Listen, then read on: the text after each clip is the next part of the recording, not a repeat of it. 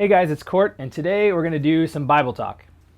One of the stories I want to share with you is the woman caught in adultery. And the reason I want to look at this is not for the regular reason that most people look at this gospel, which is don't judge people, he who is without sin cast the first stone.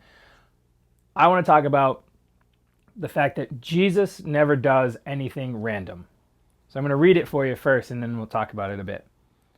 So it's from John chapter 8. But early in the morning, he arrived again in the temple area, and all the people started coming to him, and he sat down and taught them. Then the scribes and the Pharisees brought a woman who had been caught in adultery and made her stand in the middle. They said to him, "Teacher, this woman was caught in the very act of committing adultery.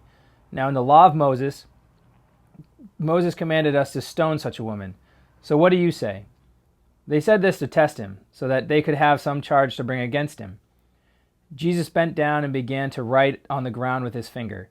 But when they continued asking him, he straightened up and said to them, "Let the one among you who is without sin be the first to throw a stone at her." Again he bent down and wrote on the ground, and in response they went away one by one, beginning with the elders. So he was left alone with the woman before him.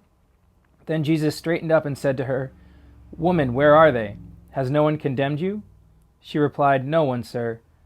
Then Jesus said, "Neither do I condemn you.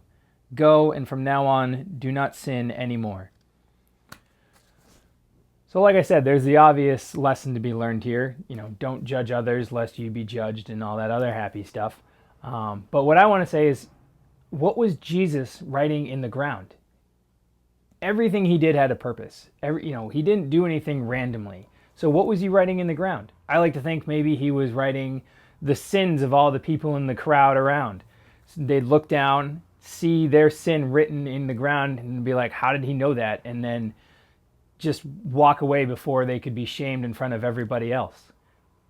Or maybe he was writing a message for the woman that after he walked away, she looked down and it helped inspire her to go out and not sin anymore. I don't know what he wrote in the sand, but I know he didn't do anything random. And that's something that we can bring into our own lives. That maybe something doesn't really make sense, something is happening that we don't really understand, but we have to have the faith to trust that Jesus doesn't do anything random and that there's a purpose for everything that happens.